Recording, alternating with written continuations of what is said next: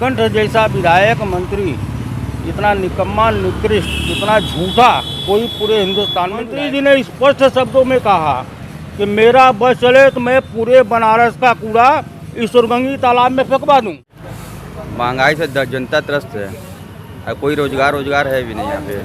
भाजपा धर्म की राजनीति करती है। स्मार्ट सिटी के लिए जो पैसा आया था वो पैसा आखिर गया कहाँ? वो पैसा केवल कागजों पर आया। बात और कहना चाहता हूँ कि जैसे बंगाल में खेला होबे हुआ था वैसे यूपी में 2022 में खेला हुई। अब की पत्ता साफ भाजपा का।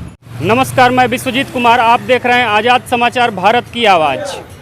चुनाव का माहौल उत्तर प्रदेश में गर्मा चुका है। जैसा कि आप देख रहे होंगे कि चारों तरफ चुनाव का माहौल चप चुका है। इसी बीच हम उपस्थित हैं भाजपा की हॉट सीट माने जाने वाली बनारस के शहर दक्षिणी विधानसभा के अंतर्गत। भाजपा की हॉट सीट इसलिए कही जा रही है क्योंकि इससे पहले श्याम देव राय चौधरी यहाँ कई बार से विधायक रहे और वर्तमान में नीलकंठ तिवारी यहाँ के विधायक हैं और मंत्री हैं।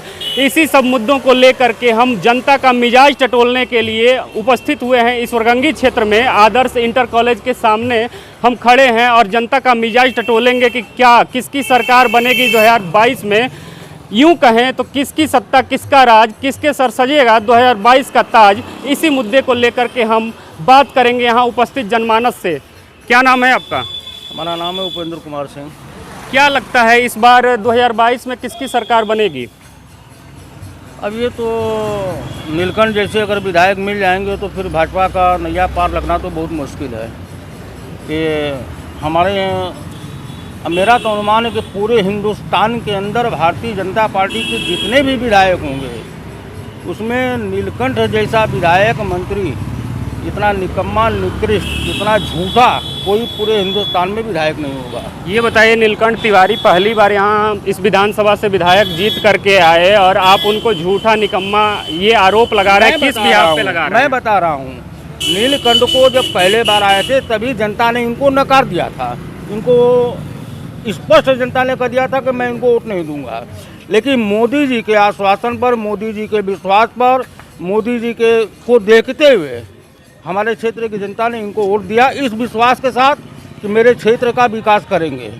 लेकिन अब मैं बता दूं आपको, एक बार मैं हम लोग मंत्री जी के यहाँ गए, ईश्वरगंगा तालाब पर जो जल भरा हुआ है उसमें जो पानी है सब सीवर, मनहोल, यहाँ तक कि बड़ी बाजार से आते हुए सब पानी आकर के इसमें भरा हुआ है। डाला छठ था, हम लोग गए, पानी बदलवाने की मांग किए तो मंत्री जी ने, मैं भारतीय जनता पार्टी का कार्यकर्ता हूँ, मेरा सेक्टर प्रमुख विवेक जायसवाल भी मेरे साथ गए थे। मंत्री जी ने स्पष्ट शब्दों में कहा कि मेरा बस चले तो मैं पूरे बनारस का कूड़ा ईश्वरगंगा तालाब में फेंकवा दूँ और आप पानी बदलवाने की बात कर रहे हैं। उठिए यहाँ से जाइए। हम लोग छोटा सा मुँह लेकर वहाँ से उठिए और चले आए। देखिए किस प्रकार एक भाजपा कार्यकर्ता, जैसे कि खुद को बता रहे हैं, भाजपा कार्यकर्ता भी भारतीय जनता पार्टी से त्रस्त नजर आ रही है। और भी लोगों का मिजाज हम जानते हैं। किसकी सरकार बनेगी 2022 में, क्या लगता है आपको? हम नहीं बोल सकते हैं, हम महंगाई से त्रस्त हैं। तो क्या लगता है महंगाई को कम करने के लिए सरकार को क्या करना चाहिए आपके हिसाब से? सरकार चेंज होगी बस। महंगाई हमें लगता है कि इस बार का सबसे बड़ा मुद्दा होने वाला है क्योंकि जनता महंगाई से त्रस्त है। लेकिन ये सुझाव सीधे तौर पे सरकार को नहीं दे पा रही है कि किस प्रकार महंगाई को कंट्रोल किया जाए। और भी लोग यहाँ उपस्थित हैं, हम उनसे जानना चाहेंगे कि किसकी सरकार बनेगी, किसका सत्ता आएगा 2022 में। क्योंकि हमारा टॉपिक ही था कि किसकी सत्ता, किसका राज, किसके सर सजेगा 2022 का ताज। क्या नाम है आपका? संदीप। ये बताइए, आप युवा हैं, युवाओं के लिए वर्तमान सरकार ने कितना कार्य किया है? सरकार ने अभी तक जहाँ तक विकास का काम में विकास कुछ नहीं हुआ है। सबसे बड़ा हम जनता का जो मुद्दा है वो महंगाई से जनता त्रस्त है, कोई रोजगार है भी नहीं यहाँ पे। और जनता ने इस बार फैसला कर लिया कि इस बार इनको चेंज करना है 2022 में इनके मूड। तो क्या लगता है आपको कि यहाँ की जो आवाज़ उठेगी, चूँकि हम लोग जहाँ खड़े हैं ये प्रधानमंत्री का संसदीय क्षेत्र है, इस संसदीय क्षेत्र से जो भी आवाज़ें उठती हैं विश्व स्तर तक जाती हैं। क्या लगता है आपको कि रोजगार के मुद्दे पे पूरी तरह से भारतीय जनता पार्टी फेल है? बिल्कुल एकदम। जो इन्होंने वादे किए थे अपने संकल्प पत्र में, उन्होंने कोई वादे पूरे नहीं किए अभी तक। आप भारतीय जनता पार्टी के कार्यकर्ता हैं, आपकी बातों से लग रहा था कि आप नीलकंठ तिवारी जो यहाँ के विधायक हैं आप उनसे नाराज हैं, लेकिन अभी एक युवा का आरोप है कि भारतीय जनता पार्टी आज तक रोजगार नहीं दे पाई। देखिए ऐसा है, हम लोग राम की बात करते हैं, भगवान श्री राम की मर्यादा पुरुषोत्तम भगवान श्री राम की बात करते हैं। सनातन, हम लोग सनातन धर्म वाले हैं। हमारे सनातन धर्म में कहाँ पर लिखा है कि हमारी घर की माताएं बहनें सीवर के जल में खड़े होकर भगवान सूर्य को अर्घ दें? बात तो करते हैं हम मर्यादा की, लेकिन यहाँ किसी मर्यादा का पालन नहीं हो रहा है। सीवर के जल में खड़े होकर सूर्य भगवान को अर्घ दिया जा रहा है। ये कौन सा धर्म है? किस धर्म में लिखा है? किस सनातन धर्म में लिखा है? कहाँ है? कोई हमारी पार्टी को कोई बड़े बुजुर्ग नेता इस बात को बताइए। बड़े बड़े बोर्ड और बैनर बनारस में देखने को मिलते हैं, बनारस को स्मार्ट सिटी का दर्जा दे दिया गया है, फिर भी आप कह रहे हैं कि सीवर के पानी में खड़े होकर के लोग अर्घ दे रही हैं। ये कहाँ की मानवता है? तो क्या स्मार्ट सिटी वास्तव में बनारस नहीं बना? मेरे नज़र में तो कहीं कुछ दिखाई नहीं पड़ रहा है। जो कुछ भी अगर बनारस में कार्य हो रहा है सब केंद्र सरकार की योजना से हो रहा है, जितना भी हुआ है। माननीय मंत्री जी आकर के ये बता दें कि उनके कोटे से इस क्षेत्र में कौन सा काम हुआ है। एक ईंटा, एक डमरू, एक चौका भी अगर उन्होंने रखवाया हो तो बता दें आकर के कि हमने ये काम कराया है। चलिए साच को आँच क्या, बगल में सुरगंगी तालाब है, आप देख लें, फुहारा चलता है तो इतनी बदबू होती है, उतनी बदबू होती है कि अगल बगल मतलब रहना मुश्किल हो जाता है। मजबूरन हम लोग फुहारा बंद करवा दिए। वो कभी कोई देखे तो कई बार हमने लिखा पढ़ी भी किया, उसके लिए 2-2 बार बजट आया। बजट कहाँ गया कोई बताने वाला नहीं है कि बजट कहाँ गया, किस मद में खर्चा हुआ। 4 फुहारा दिखाई दिया, 10 बेंच दिखाया, 10 बत्ती दिखाया, इतने में सब 70-80 लाख रुपया खत्म हो गया। आपने अपनी बातों में रखा कि राज्य सरकार के काम से आप संतुष्ट नहीं हैं, केंद्र के काम से संतुष्ट हैं। तो हम जानना चाहते हैं कि क्या भारतीय जनता पार्टी जब भी जीतती आई है या भविष्य में भी जीत करके सूबे में सरकार बनाती है तो क्या मोदी मैजिक फिर से चलेगा? देखिए, तो जो 2014 में जो मोदी जी जो कहा था वैसा ज़मीन पे तो दिख नहीं रहा है, सिर्फ कागज़ों पे ही चल रहा है इन लोग का। भाजपा धर्म की राजनीति करती है और इतना पारी यूपी की जनता धर्म में फंसने वाली नहीं है। जानकारी तो मिल रही है कि भारतीय जनता पार्टी अब तक जितने चुनाव जीतती आ रही है सब मोदी मैजिक की बदौलत जीतती आ रही है। सर क्या नाम है आपका? गुरुदयाल यादव नाम है। ये बताइए कि क्या मोदी मैजिक वास्तव में इस बार भी चलेगा? 2022 में सरकार बनेगी? अभी तो हम लोग दर्शन करके आए हैं, पहला सरस्वती देवी का दर्शन था आज बनारस का, तो हम दर्शन करके आए। वहाँ की सड़कें इतनी ख़राब थी तो ये लोग हिंदू कहते हैं, हिंदू के नाम पर तो एकदम जीरो है वो लोग हैं। और बनारस में जहाँ भी जाइए 1 किलोमीटर कोई सड़क सही नहीं है और महंगाई के नाम पे 280-240 रुपये दे रहे हैं। वो क्या नाम है, सरसों तेल 100 रुपये के ऊपर हो गया, पेट्रोल हो गया। हाँ, ये बताइए तब स्मार्ट सिटी का जो बोर्ड बैनर लगा के भारतीय जनता पार्टी एडवर्टीजमेंट कर रही है, क्या वास्तव में स्मार्ट सिटी नहीं बना बनारस? ये जुमलेबाजी है और ये इस बार खेला हुई बनारस में। देखिए, बंगाल की तर्ज पे यहाँ भी एक शब्द सुनने को मिला, वहाँ खेला होबे, और इसी का भोजपुरी वर्जन बनारस में खेला होई। हम जानना चाहते हैं कि स्मार्ट सिटी के लिए जो पैसा आया था वो पैसा आखिर गया कहाँ? वो पैसा केवल कागजों पर आया था, केवल दिखाने के लिए आया था। ज़मीन पर कहीं कोई पैसा नहीं हुआ। ये सड़क जो आप देख रहे हैं जहाँ हम लोग खड़े हैं, ये 2016 में अखिलेश यादव की सरकार में बनी है। उसके बाद इस पर एक बार भी किसी गिट्टी भी नहीं डलवाया गया। ईश्वरगंगी पोखरा के नाम पर भाजपा के विधायकों ने, भाजपा के लोगों ने केवल हल्ला मचाया। हिंदुओं के नाम पर केवल हल्ला मचाते हैं। हिंदुओं के लिए इनका कोई भी काम नहीं है। हिंदुओं की हत्याएं करवाते हैं, हिंदुओं को वो करते हैं। और रह गई हमारे क्षेत्रीय विधायक की बात, क्षेत्रीय विधायक जो इस समय वर्तमान में मंत्री हैं राज्य सरकार में, इनको तो अपना अभी तक देखा ही नहीं अपने क्षेत्र में। काम करने की तो बातें दूसरी। ये बताइए, जब आप इतने ही त्रस्त हैं या यहाँ की जनता इतनी ही त्रस्त है तो भाजपा की ये हॉट सीट क्यों मानी जाती है? पिछले कई बार से यहाँ विधायक भाजपा की हॉट सीट यहाँ के पूर्व विधायक श्याम देव राय चौधरी दादा, उनकी लोकप्रियता की वजह से ये हाट बनी थी। इनको एक ही बार में जनता ने देख लिया है, अगली बार ये कहाँ जाएंगे पता ही नहीं चलेगा इनका। ये बताइए, इस बार के चुनाव का सबसे बड़ा मुद्दा क्या होगा आपके नज़र से? बेरोजगारी होगा, महंगाई होगा, ऐसे मुद्दे बनेंगे। इस पे आप वर्तमान सरकार को कितना अंक देना चाहते हैं? कितना सफल है वर्तमान सरकार? लॉ एंड ऑर्डर को छोड़ दिया जाए तो हर मामले में सरकार फिसड्डी नज़र आ रही है। लॉ एंड ऑर्डर की जहाँ तक बात कर रहे हैं, आए दिन हत्याएं, लूट, बलात्कार इत्यादि के भी आरोप भारतीय जनता पार्टी सरकार पे लगता नजर आ रहा है, फिर भी आप कह रहे हैं कि लॉ एंड ऑर्डर मजबूत है। किस प्रकार का सकते हैं? 1989 के बाद जब से कांग्रेस गई है तब से जो भी सरकारें आई हैं वो लॉ और ऑर्डर के मामले में इस सरकार से बेहतर नहीं रही है। लॉ एंड ऑर्डर के मामले में इस सरकार से बेहतर नहीं रही है। 89 में कांग्रेस का उत्तर प्रदेश में सफाया हुआ, वहाँ से कांग्रेस का इस उत्तर प्रदेश से एक तरह से जनता ने उनका काम तमाम किया। उसके बाद जो है जो भी सरकारें आई हैं वो लॉ एंड ऑर्डर इस सरकार से बेहतर नहीं दी। हमारी आवाज़ देश के प्रधानमंत्री नरेंद्र मोदी जी तक पहुंच रही हो तो मैं उनसे ये पूछना चाहता हूं कि बनारस में वाराणसी विधानसभा में 8 विधायक, 1 मेयर और 1 सांसद जो खुद यहाँ पे प्रधानमंत्री नरेंद्र मोदी जी हैं, तो आज तक विकास क्यों नहीं हुआ? विकास तो सिर्फ कागज़ पे दिख रहा है। आप खुद बनारस आए होंगे, सड़क चलने लायक नहीं है।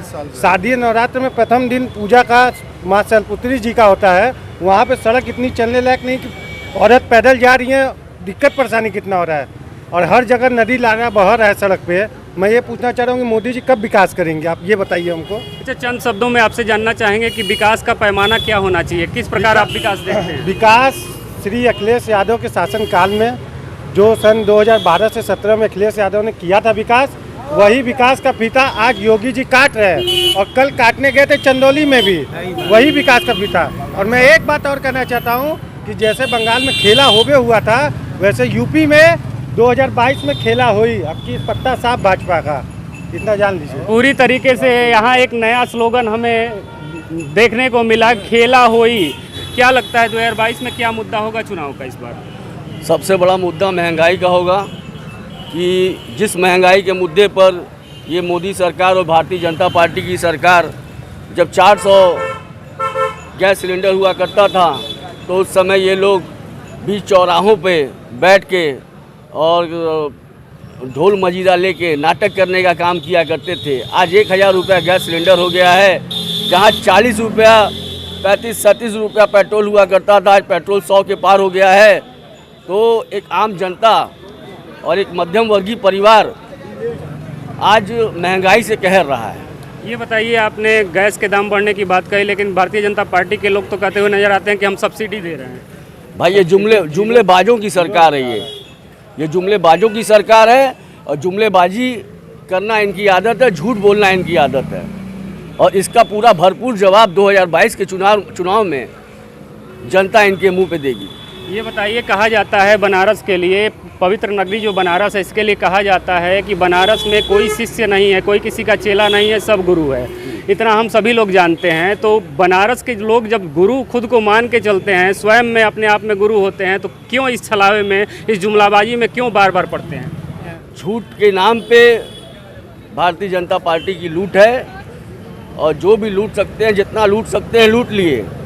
अब ये भोले भाली जो जनता है काशी की, अब ये छलावे में नहीं आएगी। और मैं निश्चित रूप से कहूँगा कि इस बार केंद्र और प्रदेश में दोनों जगह ये मुंह की खाने की काम होगा इनका। और ये इस बार ये जा रहे हैं। देश के अन्नदाता कहे जाने वाले किसानों से संबंधित एक सवाल, जो लखीमपुर खीरी में घटना हुई है, उसको आप किस रूप में देखते हैं? एक ये बहुत शोचनीय, निंदनीय ये कृत्य कार्य है। और ये जो वहाँ के राज्य मंत्री ने भारत सरकार के, जो 1 हफ्ते पहले बोला था कि मैं 2 मिनट में सुधार दूंगा किसानों को, हाँ, और उसी की देन है कि जो आज ये स्थिति में हुआ कि किसानों के ऊपर ये अत्याचार हुआ है। ये बताइए, भारतीय जनता पार्टी तो कह रही है कि हमने मुआवजा दे दिया, 45 लाख रुपए दे दिया, इस पे आप क्या कहना चाहेंगे? किसी के जान के बदले पैसा देना है तो किसी की जान हत्या कर दें, उसको पैसा देने से सब हो जाएगा, तो इसका मतलब नहीं है, न्याय नहीं होगा इसका। ये तो बातें आपने सही कहा कि किसी के जान की कीमत पैसा ही मात्र नहीं हो सकता। हम आपसे जानना चाहेंगे, आपने अभी बताया था कि आप भारतीय जनता पार्टी के कार्यकर्ता हैं, तो लखीमपुर खीरी वाली घटना को आप किस रूप में देखते हैं? भारतीय जनता पार्टी के कई कार्यकर्ता, कई नेता कहते हुए नजर आ रहे हैं कि वो किसान नहीं हैं, वो खालिस्तानी हैं। खाली लखीमपुर खीरी की जो घटना, वो एक दुर्भाग्यपूर्ण घटना है। और वास्तव में वो किसान नहीं थे, वो कुछ अवांछनीय तत्व उसमें बाहर से घुसे आए थे। उनका मकसद था बवाल कराना, उपद्रव कराना, ताकि भारतीय जनता पार्टी बर्बाद हो। मोदी जी के खिलाफ जो भी विरोध करेगा वो भारत का निवासी नहीं है, वो सब बाहरी है। हम भी बाहरी है क्योंकि हम मोदी जी का विरोध कर रहे हैं। आज विश्वनाथ जी में विश्वनाथ कॉरिडोर जो बन रहा है, विश्वनाथ जी के नाम पे एक ढोंग ये ऐसा रच रहे हैं कि उसको शॉपिंग मॉल बना दिए हैं कि लोग आएंगे, दर्शन करेंगे, चढ़ावा चढ़ाएंगे, वो शॉपिंग मॉल बन गया एक। लेकिन सरकार का तो कहना है कि कुछ नया करने के लिए, कुछ पाने के लिए कुछ खोना पड़ता है। काशी देखिए, काशी पुरातत्ववेद में और परंपराओं में और जो कि अन्य बातें हैं काशी की, उसमें काशी प्राचीन नगरी है काशी का, और उस नगरी को आप बदल नहीं सकते हैं। जब विश्वनाथ जी खुद यहाँ विराजमान है, आप विश्वनाथ जी के साथ छेड़छाड़ कर रहे हैं, तो भगवान आपके साथ छेड़छाड़ नहीं करेगा? ये बताइए, भगवान नहीं छेड़छाड़ करेगा आपके साथ? तो इस बार 2022 में खेला हुई, और यहाँ से नरेंद्र मोदी जी 2024 में भी उनका पत्ता साफ है, और योगी जी हर महीने जो कि बनारस में आ रहे हैं, लेकिन फिर उसके बाद भी सड़क चलने लायक नहीं है। आप हेलमेट उतार के चल लीजिए, चेहरे पे इतने डस्ट आपके आ जाएगा कि साबुन से चेहरा धोना पड़ेगा 1 किलोमीटर के अंदर में। हम क्या बताएंगे, आप खुद चल के देख लीजिए, आप तो देश की आवाज़ है, आप देश की आवाज़ है। के देखा जाए तो यहाँ जो भी बातें उभर के आ रही है, सारी जनता कुछ न कुछ मुद्दे को लेके परेशान है, लेकिन कोई भी ये सॉल्यूशन देता हुआ नज़र नहीं आ रहा है कि सरकार को इस मुहिम में क्या करना चाहिए। हमारे पास कुछ लोग और भी हैं। क्या नाम है आपका? विनय कुमार। क्या करते हैं आप? हम नौकरी करते हैं प्राइवेट जॉब का। आप वर्तमान सरकार के क्रियाकलाप से, कार्यों से कितना खुश हैं? हम कोई खुश नहीं, बहुत नाखुश हैं, बहुत नाखुश हैं सरकार के क्रियाकलापों से। क्या होना चाहिए? आप महंगाई रूपी जो मुद्दा है, महंगाई क्या कम कर पाई है सरकार या नहीं? नहीं, महंगाई तो दूना हो गया है, जस्ट एकदम कांग्रेस के शासन से भी दूना। यही सरकार थी जब कांग्रेस का शासन था, तो ये चिल्लाती थी ये है वो है, 100 रुपया किलो तेल बिका या 200 रुपया किलो तेल है, कोई बात नहीं। सरकार में 100 रुपया तेल नहीं बिका था, और कांग्रेस के सरकार में 100 रुपया तेल नहीं बिका था। 64-65 तक गया था। उस वक्त विदेशी बाजार में, जिसको हम क्रूड ऑयल कहते हैं, क्रूड ऑयल की कीमत हमारे अपने स्मरण के हिसाब से 124-125 रुपया बैरल हुआ करता था। आज जो है 80 रुपया बैरल है। फिर भी 104 रुपया लीटर आज पेट्रोल बिक रहा है शहर में, और 100 रुपया लीटर डीजल बिक रहा है, 200 रुपया लीटर सरसों का तेल बिक रहा है। आज 15 रुपया बढ़ गया है गैस का सिलेंडर का दाम। हर चीज़ बढ़ती चली जा रही है, आसमान को छूती चली जा रही है महंगाई। हर जगह जनता को परेशान किए हुए है, जनता में त्राहिमाम मचा हुआ है।